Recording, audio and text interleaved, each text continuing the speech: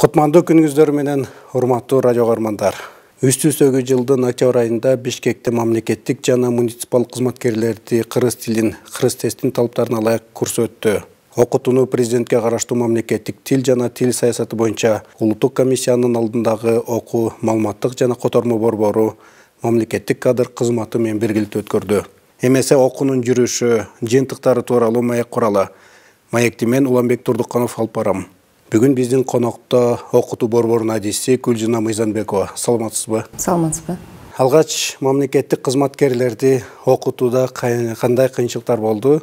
Студенттерди окутуудан эмнеси менен айырмаланат экен? Кызыктуу окуялардан бөлүшсөңүз. Ооба, мамлекеттик кызматкерлерди, мамлекеттик жана муниципалдык кызматкерлерди кыргыз тесттин талаптарына ылайык кыргыз тилин окутуу курстары болуп өттү. Бул деген биздин ушул улуттук программанын негизинде ишке ашырылып отурат. Мамлекеттик кадр кызматы менен чогуу биргеликте. Бул ишти аркалоодо аябай кызыктуу окуялар да болду. Эң негизгиси бул жерде жоопкерчилик. Биз мамлекеттик кызматкерлерди окутууда сиз айтып аткандай студенттерден аябай эле чоң айырмасы бар. Анткени мамлекеттик кызматкерлер эң биринчи жаш өзгөчөлүгү. Биздин угуучулардын арасында 61-65 жашка чейинки да угуучуларыбыз болду. Анан жаңы университетти бүтүп келген угуучуларыбыз да болду. Алар студенттерден албетте аябай чоң айырмасы бар. Анткени алар жогорку билимдүү адамдар, өзүнүн ишин мыкты билген кызматкерлер, мамлекеттик кызматкерлер. Ошондой эле бир тобу бир эле дипломдун эмес, 1-2 дипломдун ээси, башкача айтканда 1-2 окуу жайды бүтүргөн кызматкерлер. Биз алар менен иштешүүдө биз эң биринчи туш болгон кыйынчылык булар орус класты бүтүшкөн экен да, көптөрүчү. Биздин курстардын катышуучулары мамлекеттик кызматкерлердин арасында дээрлик көпчүлүгү кыргыздар. Анан бир 20%, 30% орус улутундагы мамлекеттик кызматкерлер болду да. Анан биздин өзүбүздүн кыргыз эле кызматкерлердин оюнда мындай ой болгон экен да, биз өзү кыргызбыз, кыргызча билебиз. Аны ушундай кандай зарылчылыгы бар эле ушул кыргыз тил курсунун деген ойдо келгенбиз деп эле бардык курстардын аягында айтып атышты да өздөрүчү. Анан кийин дагы бир аларда ушундай ой бар экен, эмне үчүн кыйналып мурдатан көнүп калган иш кагаздарын кыргыз тилине эмне үчүн которуп атабыз? Ушул керек беле? Аябай орус тилдүү мыкты кызматкерибизден көрө кыргыз тилди билген, кыргызча сүйлөгөн анча күчтүү эмес кызматкерди алышыбыз керекпи деген сыяктуу кандайдыр бир өздөрүндө кыжаалат болуп атышты да. Бул канчалык деңгээлде мааниси бар депчи. Бирок биз сабак өтүүнүн сабактын жүрүшүндө ушул нерсени аларга ачып бере алдык деп ойлойм да.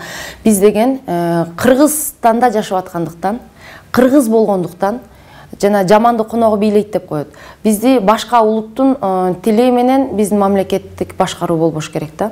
Бардык мамлекеттик кызматкерлер ушул кыргыз тилинде жаза билип, сүйлөй билип, өзүнүн оюн айта билип, мамлекеттик иш кагаздарын жогорку деңгээлде жүргүзүшү шарт экенин түшүндүрдүк. Анан кийин кызыктуу окуялар болду. Мындай убакыттар болду да, жок, биз кыргызча жакшы эле билебиз деп ойлошуп башындачы. Анан кийин эң биринчи өзүн өзү тааныштыруу, анан өзүн өзү баалоо деген биздин ыкмалар бар. Ошол ыкмаларга келгенде эң биринчи, экинчи сабактарда. Ошол кезде эле кызматкерлер дароо түшүндү да, мен кыргызмын, кыргызча жакшы билем деп ойлоп жүрчү элем, бирок кыргыз тилинин грамматикасын ушунчалык унутуп баратыптырмын, же билбей калган турбаймынбы деп, андан кийин ошол аябай ынтызарлык менен окуй башташты да. Анан студенттерден айырмасы ушул болду.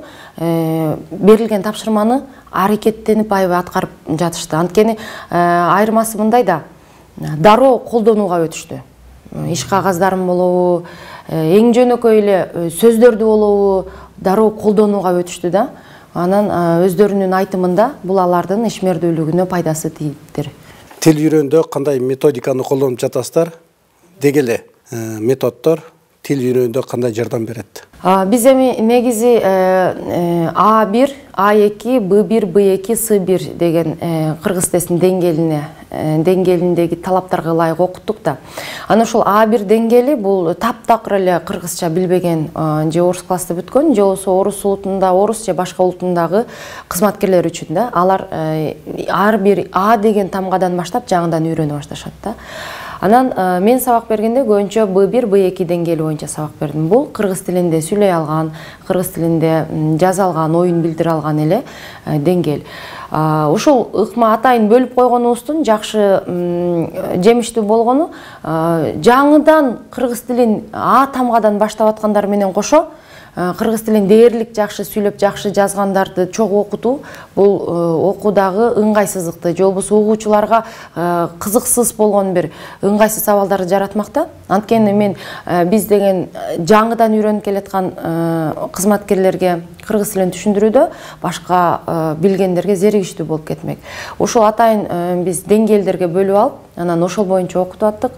Анан менин ыкмам, жеке өзүмдүн ыкмам боюнча келгенде эле эң биринчи өздөрүнүн мамлекеттик кызматкерлер ээлеген ордун кыргызча айтып бериш керек, өзүн кыргызча тааныштырыш керек болчу.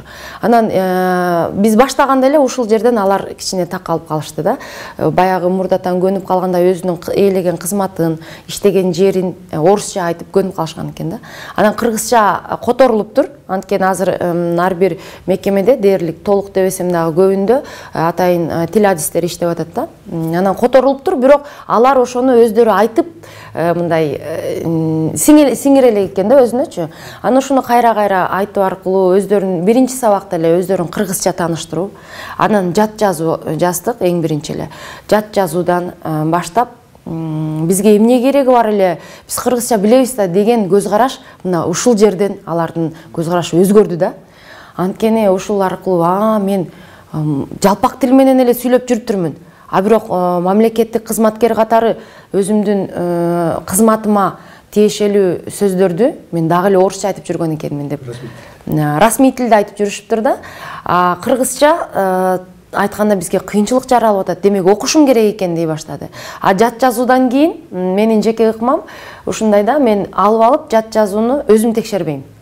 Ошол эле жат жазуудагы көп кетирилген каталарды биз билебиз да, анан ошолорду атайын көрсөтүп берип, өздөрүнүн катасын өздөрүнө текшертип, анан өзүн өзү баалоо деген ыкма менен өздөрүнө өздөрү баа коюп атышты да. Анан аябай күлүп мындай ыңгайсыз абалда болуп атты да. Мен кантип эле ушул 20 сүйлөмдөн турган жат жазууда мен кантип эле мен 15 ката кетирдимби деп өздөрүн өздөрү таң калды да. Бирок биздин максат аларды ушундай жат жазуу сүйлөтүү аркылуу ашкерелеп, мына сен билбейсиң деп аларды мындай ашкерелөө эмес да. Максат деген ушундай деңгээлден эми такыр катасыз жазганга, кыргызча мамлекеттик тилде жакшы сүйлөгөнгө үйрөнүшүбүз керек деген максатты чогуу астыбызга коюп алып туруп, анан чогуу баштап иштедик да. Кыргыз тесттен өтүү алардын мамлекеттик тил билүү деңгээлин так аныктай алабы? Ооба, азыр ар бир мамлекеттик кызматкер B2 деңгээлинде тесттен өтүү талап коюлган, ушундай тесттен өтүү керек деген. Барып өтүп атышат. Менин оюмча, бул менин жеке оюм, бул кыргыз тест мамлекеттик кызматкерлердин тилди билүү деңгээлин так аныктай алат. Биз азыр өзүбүздүн тестти өткөрүүдө деле мамлекеттик тилде туура сүйлөп, туура жаза албагандар деле тестти белгилөө аркылуу жакшы жыйынтык көрсөтүп атат да. Эгерде кыргыз тестте ушул тесттик суроолор менен эле чектелсе, анда мамлекеттик кызматкерлердин кыргыз тил билүү деңгээлин так аныктай алмак эмес. Бирок кыргыз тестте мындай бар да, сүйлөө бөлүгү, жазуу бөлүгү, анан угуу бөлүгү, угуп айтып берүү, угуп жазып берүү.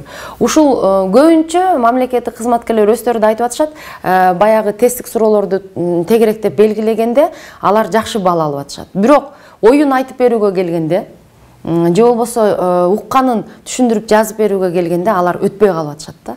Анан мына ушул жерге келгенде, мен кыргыз тилинде туура сүйлөп, туура жазууда менде кичине көйгөй бар экен деп кайрадан окуй баштап атат да. Анан тесттик суроолордон жыйынтыгы чыкты да.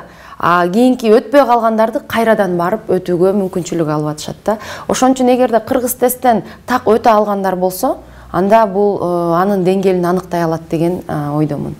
Жыйынтыкта иретинде мындай суроо бергим келип турат. Кыргыз тили өнүгүп жатабы? Деги эле учурдагы абалы кандай? Ошол биздин улуу муундагы илимпоздор дагы айтып келип атышат. Азыр агайларыбыз, Биздин мамлекеттик тил, башкача айтканда, биздин кыргыз тил өнүгүүгө муктаж тил эмес. Өнүккөн тил, бул манастын тили. Манас канча саптан турат, манас айтылган тил. Бул тил өнүгүүгө муктаж тил эмес, бул колдонууга муктаж да. Анан мамлекеттик тил мурункуга караганда азыр жакшыраак колдонула баштады. Бардык нерседе эле зарылчылык керек да. Мына азыр мамлекеттик кызматкерлердин баары ошол кыргыз тил мамлекеттик тилде жазадагы сүйлөйдү алыш керек деген талап коюлгандан бери ошол муктаждык пайда болуп, зарылчылык пайда болуп, эл окуй баштады да. Үйрөнө баштады. Биз сабак өткөндө, мисалы ошол менен B1, B2 деңгээлинде дагы орус улутундагы кызматкерлер болду да. Алар грамматиканы аябай жакшы билишет, сүйлөөгө аракет кылып атышат.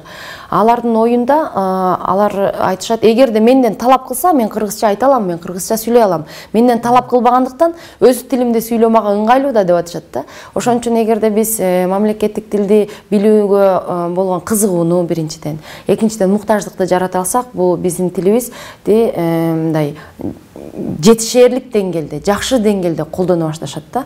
Ошол сабактан эле бир мисал келтирейин. Биз обед деп көнүп калганбыз. Обед деген сөз бар. Мен обедке чейин барам, обедтен кийин барам, обедке чыгып келем.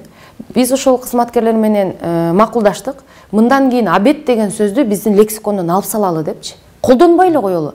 Мен азыр түшкү тамактанууга чыгам. Мен түшкү тамактанууга барып келдим. Же болбосо түштөн кийин ишке барам, түшкө чейин ишке барам деп ушул обед деген сөздү колдонбой калалы депчи. Анан дагы бизде даже, уже ушул сыяктуу сөздөр бар да. Потому что деген биз дээрлик ар бир кыргыз эле кичинекей балдардан үйдө колдонуп калганбыз да. Ошол сабак өтүүдө себеп агыныкы сүйлөмдү түшүндүрүп атканда ушул нерсе аябай бизге мындай жардам берди. Потому что деген сөздү лексиконубуздан алып салып, анткени, себеби, андыктан, ошондуктан, анткени ушул 5-6 сөз. Андан башка кандыктан, багандыктан деген мүчөлөр менен уюшулат да. Потому штонун эле биз 7-8 түрү турат кыргыз тилинде. Ушул 7-8 түрүн сагалатып коюп, мындай башкача айтканда, сагалатып, аларды сурантып, четке коюп биз бир эле потому штону көп жолу кайталап, угуучуну тажатып жиберебиз да. Ушундай сыяктуу сөздөрдү биз дайыма ар бир сабакта, даже такыр колдон алган эмес.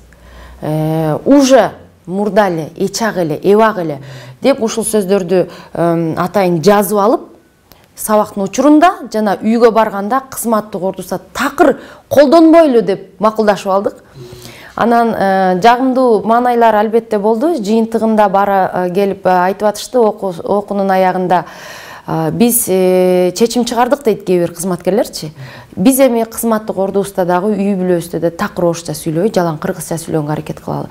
Анткени биз үйгө барганда, ушул курстан кийин үйгө барганда ушунчалык аралаштырып, кыргызча, орусча аралаштырып сүйлөгөн үй бүлөлүк абалыбызды көрүп, кейидик, күлкүбүз да келди дейт да. Эми ушундай чечим чыгардык дейт алар. Таза кыргызча же таза орусча сүйлөш керек экен депчи. Бирок кыргыз болуп жаралгандан кийин, эне тилибиз кыргыз тили тургандан кийин биз өзүбүз жана балдарыбыз мамлекеттик тилде сүйлөөнү чечтик деди. Бул бизге аябай чоң мындай жыйынтык деп эсептесек болот да. Башкача айтканда биз кыргыз тилдүү мамлекеттик кызматкерлерди кыргыз тилин колдонууга болгон каалоосун, кызыгуусун ойгото алдык десек болот да. Бүгүн бизде конокто президентке караштуу мамлекеттик тил жана тил саясаты боюнча улуттук комиссиянын алдындагы окуу маалыматтык жана котормо борборунун адиси Гүлжина Мыйзамбекова болду. Маекти алып барган Уланбек Турдуканов. Саламатта болуңуздар.